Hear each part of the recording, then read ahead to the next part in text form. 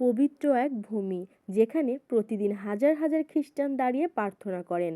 মাথা নত করে চোখ বন্ধ করে তারা বিশ্বাসের আলো খোঁজেন। কিন্তু তারা কি জানেন, তাদের ঠিক পায়ের নিচেই লুকিয়ে আছে এমন সব ভয়ঙ্কর সত্য, যা একবার প্রকাশ পেলে কেঁপে উঠতে পারে পুরো পৃথিবী। মাত্র 50 একর জায়গা জুড়ে বিস্তৃত ভ্যাটিকান সিটি পৃথিবীর সবচেয়ে ছোট রাষ্ট্র, কিন্তু একই সাথে সবচেয়ে রহস্যময়, সবচেয়ে ক্ষমতাধর। প্রতিদিন লাখো মানুষ এসটি পিটার্স স্কয়ারে দাঁড়িয়ে থাকেন সে বিশাল গম্বুজের দিকে, মুগ্ধ হন সৌন্দর্যে। কিন্তু তারা জানেন না, আসল রহস্য লুকিয়ে আছে অন্ধকারে, এক নিষিদ্ধ জগতে, যেখানে সাধারণ মানুষের প্রবেশ চিরতর নিষিদ্ধ। আজ আমরা প্রবেশ করব সেই নিষিদ্ধ জগতে, যেখানে লুকিয়ে আছে শতাব্দীর পর শতাব্দী ধরে চাপা পড়ে থাকা গোপন নথি, বিতর্ক এবং এমন সব সত্য যা হয়তো বদলে দিতে পারে ইতিহাসের ধারণা। ভ্যাটিকানের ভল্টের গভীরে রয়েছে সেই গোপন আর্কাইভ, যা একসময় পরিচিত ছিল সিক্রেট আর্কাইভ নামে, আর এখন যার নাম ভ্যাটিকান অ্যাপোস্টলিক আর্চিভ। নাম বদলাতেই কি ইতিহাস বদলে যায়? শতাব্দীর পর শতাব্দী ধরে তালাবদ্ধ এই স্থানে সংরক্ষিত ছিল চার্চের সবচেয়ে বিতর্কিত, সবচেয়ে বিপজ্জনক দলিলপত্র। এখানেই পাওয়া যায় গ্যালিলিওর বিচার সংক্রান্ত নথি। কিভাবে তাকে জিজ্ঞাসাবাদ করা হয়েছিল, কিভাবে নির্যাতিত করা হয়েছিল, কিভাবে সত্য বলার অপরাধে তাকে দোষী সাব্যস্ত করা হয়েছিল। এই ফাইলগুলো শুধু কাগজ নয়, এগুলো ইতিহাসের সাক্ষী। আরও আছে এক বিতর্কিত অধ্যায়। দ্বিতীয় বিশ্বযুদ্ধের সময় অ্যাডলফ হিটলার যখন লাখ লাখ ইহুদিকে হত্যা করেছিল, তখন চার্চ কোথায় ছিল? কেন ছিল নীরবতা?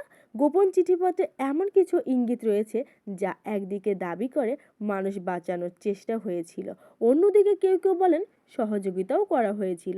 কিন্তু সেই পাতাগুলোর সম্পূর্ণ সত্য আজও প্রকাশিত হয়নি। এবার চলুন ফিরে যাই রেনেসাঁ যুগে। রাজনৈতিক অস্থিরতার সময় ফ্লোরেন্সে লুকিয়েছিলেন মহান শিল্পী মাইকেলাঞ্জেলো। এক গোপন কক্ষে আশ্রয় নিয়েছিলেন তিনি। সেই কক্ষের দেয়ালে আঁকা ছিল মানুষের দেহের অংশ, অ্যানাটমির রহস্যময় স্কেচ।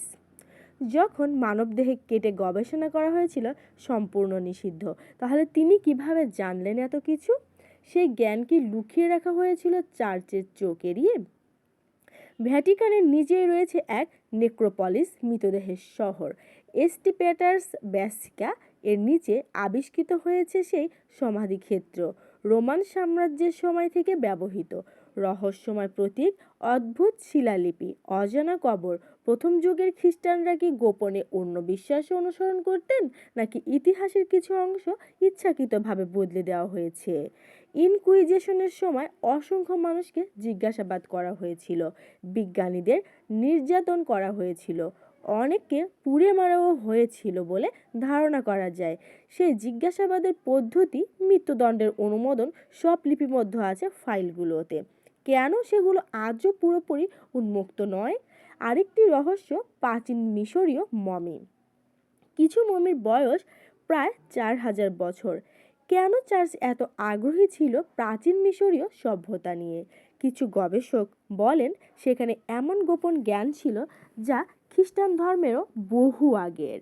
এসটি পেটার্স স্কয়ারের মাঝখানে দাঁড়িয়ে আছে এক বিশাল মিশরীয় অবেলিস্ক, প্রাচীন সভ্যতার প্রতীক।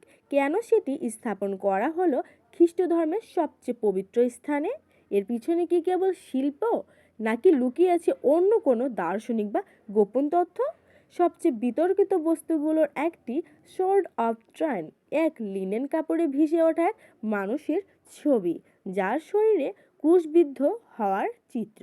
অনেকে বিশ্বাস করেন এটি জেসাস চার্চের কাফনের কাপড়, কিন্তু 1988 সালের রেডিওকার্বন পরীক্ষায় বলা হয় এটি মধ্যযুগীয়।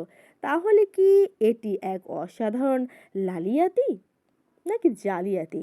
কেউ কেউ তো দাবি করেন লিওনার্দো দা ভিঞ্চি নিজেই এটি তৈরি করেছিলেন, কিন্তু কেন? এবার আসি কিংবদন্তির শীর্ষে, হোলি গ্রেইল। যে পেয়ালায় শেষ নৈশভোজে পান করেছিলেন যিশু, শতাব্দীর পর শতাব্দী মানুষ খুঁজে ফিরেছে সেটিকে। যুদ্ধ হয়েছে, কি সত্যি এটি খুঁজে পেয়েছিল? স্পেনের ভ্যালেন্সিয়া একটি পেয়ালা সংরক্ষিত আছে, যাকে অনেকে আসল গ্রেইল বলেন। কিন্তু সেটি কি সত্যি, নাকি আসল বস্তুটি এখনও লুকিয়ে আছে ভ্যাটিকানের গোপন ভল্টে? 1940-এর দশকে আবিষ্কৃত কিছু প্রাচীন পাণ্ডুলিপি, যার ভাষা বাইবেলের সাথে পুরোপুরি মেলে না, সেগুলোর নিয়ন্ত্রণ দ্রুত নেওয়া হয়েছিল। কেন? সেখানে কি এমন কিছু লেখা ছিল যা খ্রিস্ট ধর্মের ভিত্তিকে প্রশ্নবিদ্ধ করতে পারে? হাজার বছরের পুরনো সমাধি, নিষিদ্ধ পাণ্ডুলিপি, গোপন তদন্ত কমিশন, বিতর্কিত সিদ্ধান্ত, সব মিলে এক ভয়ঙ্কর ধাঁধা। এই অন্ধকার তালাবদ্ধ ভল্টের ভিতরে হয়তো এখনও অপেক্ষা করছে আরও ভয়াবহ রহস্য, যে রহস্য একদিন উন্মোচিত হলে পৃথিবীর বিশ্বাস, ইতিহাস এবং সভ্যতার ধারণা চিরতরে বদলে যেতে পারে। আর সেদিন পৃথিবী হয়তো আর আগের মতো থাকবে না। কিন্তু প্রশ্ন হলো, এত গোপনীয়তা কেন? খ্রিস্টান ধর্ম পৃথিবীর সবচেয়ে প্রভাবশালী বিশ্বগুলোর একটি। 2000 বছরের ইতিহাস, অসংখ্য শহীদ, অসংখ্য অলৌকিক কাহিনী। তবু কেন বারবার উঠে আসে লুকানো দলিল, গোপন বৈঠক, নিষিদ্ধ গবেষণার গল্প? ইতিহাসে আমরা দেখি 325 খ্রিস্টাব্দে ফার্স্ট কাউন্সিল অফ নিসিকাতে নির্ধারিত হয়েছিল কোন বই থাকবে বাইবেলে আর কোনগুলো বাদ যাবে। তাহলে কি এমন কোনো সুসমাচার ছিল যা ইচ্ছাকৃতভাবে সরিয়ে ফেলা হয়েছিল? যে লেখাগুলো হয়তো ভিন্ন এক যিশুর কথা বলা ছিল, ভিন্ন এক সত্য। 1945 সালে মিশরের নাগ হাম্মাতে আবিষ্কৃত হয়েছিল একগুচ্ছ গোপন পাণ্ডুলিপি। সেখানে এমন সব গসপেল পাওয়া যায় যা বাইবেলের বর্ণনার সাথে পুরোপুরি মেলে না। কিছু লেখায় যিশুকে দেখা যায় এক রহস্যময় জ্ঞানদাতা হিসেবে, কিছুতে আবার বলা হয় গোপন জ্ঞানের কথা, যা সবার জন্য না। তাহলে প্রশ্ন জাগে, চার্চ কি সবসময় সত্যকে রক্ষা করেছে, নাকি কখনো কখনো সত্যকে নিয়ন্ত্রণ করেছে? আবার ভাবুন, গম্বুজের নিচে দাঁড়ালে মনে হয় যেন স্বর্গ নেমে এসেছে পৃথিবীতে, কিন্তু সেই পবিত্র স্থানের নিচেই রয়েছে সমাধি, রাজনীতি, ক্ষমতার ইতিহাস। খ্রিস্টান ইতিহাসে ইনকুইজিশন শব্দটি এখনও আতঙ্ক জায়গায়। বিশ্বাসের নামে প্রশ্ন করলেই শাস্তি, বিশ্বাস বললেই সন্দেহ, বিজ্ঞান বললেই আরও সন্দেহ, জ্ঞান চাইলেই নির্যাতন। কিন্তু সত্য কি কখনো চিরদিন লুকিয়ে থাকে? আজবের যুগে তথ্য লুকিয়ে রাখা কঠিন। ডিজিটাল যুগে ধীরে ধীরে উন্মুক্ত হচ্ছে বহু নথি। গবেষণায় পাচ্ছেন সীমিতভাবে। প্রতিটি প্রকাশিত দলিল যেন ইতিহাসের এক একটি দরজা খুলে দিচ্ছে। তবু সব দরজা কি খোলা হয়েছে? রহস্য এখনও বেঁচে আছে, অন্ধকার ভোল্ট এখনও বন্ধ, আর আমরা এখনও দাঁড়িয়ে আছি সেই পবিত্র চত্বরে, অজান্তেই ঠিক সেই গোপন সত্যের উপর। ভিডিওটি ভালো লাগলে লাইক দাও, তোমার মতামত কমেন্টে জানাও, বন্ধুদের সাথে শেয়ার করো, আর এমন রহস্যময় কন্টেন্ট পেতে এখনই চ্যানেলটি সাবস্ক্রাইব করো।